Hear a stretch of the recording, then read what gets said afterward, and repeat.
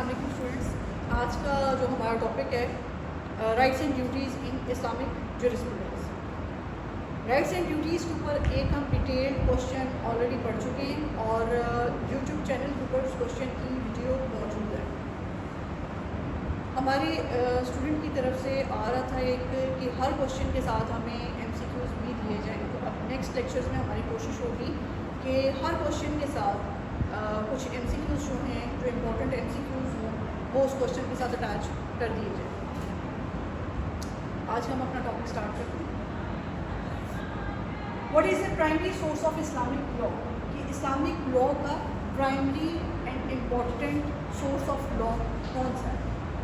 جس میں آپشن دیتے ہیں. آپشن نمبر 1 ہے حدیث, بی پر ہے قرآن, سی پر ہے اجتہاد, ڈی پر ہے کنسنسس. اب اس میں سے کون سا امپورٹنٹ ہے یا رائٹ ون آنسر ہے وہ ہے قرآن. کہ قرآن کیا ہے؟ Primary source of Islamic law.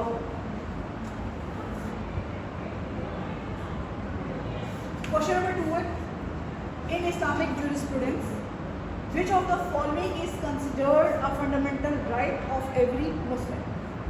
اب کہتے ہیں اسلامک جورسپروڈنس کے مطابق which of the following is considered a fundamental right of every Muslim. ہر مسلمان کے لیے بنیادی جو حق ہے وہ کیا ہے according to the Islamic jurisprudence?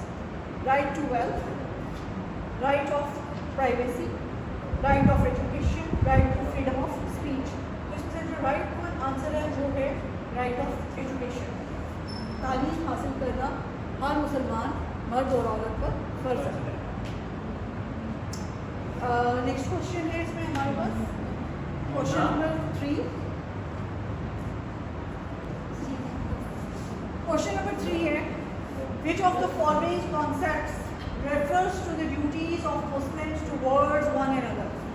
Rights and duties کا کانسیپٹ آپ لوگوں کا کلیئر ہے کہ ایک شخص کا حق ہے تو دوسرے شخص کا فرض ہے. جیسے حقوق و فرائض آپ جو ہیں پڑھتے میں آئے ہیں اردو کے سبجیکٹ میں, وہی چیزیں ہیں. تو کہتے ہیں کون سا جو ہے کنسیڈر ہوگا,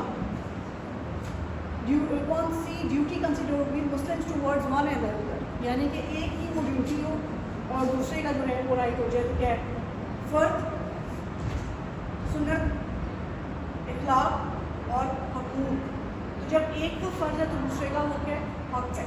تو ڈیوٹیز تھیں اس میں حقوق, حق کی جمع ہے.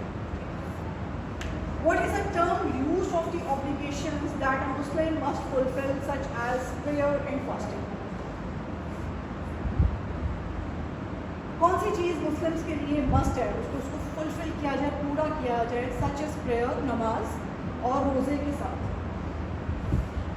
تو یہ obligation جو ہے مسلمس کے اوپر, what is the term used for the obligation? ٹھیک ہے, سنت, واجب, مستحب, مکروہ. تو یہ کہاں سے آئی؟ سنت سے.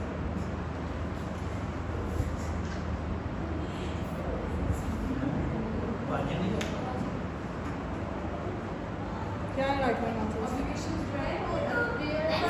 یہ تو سیاپا ہی بن گیا اور تم لوگوں کے کتنوں کا غلط ہے یہ؟ نہیں,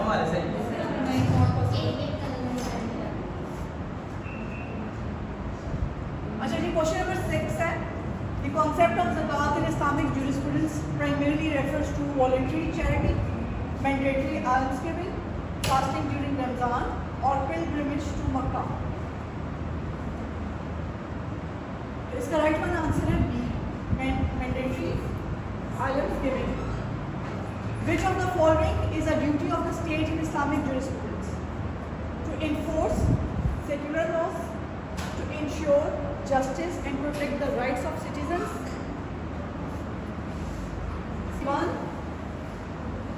Sect of Islam, to collect taxes without accountability. The right one answer is B, to ensure justice and protect the rights of citizens.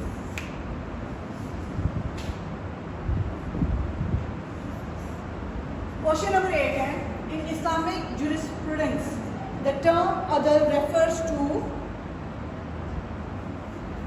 mercy, justice, charity or faith. तो अदल किसकी तरफ आएगा, कौन सी तरफ होगी, जस्टिस, इंसाफ.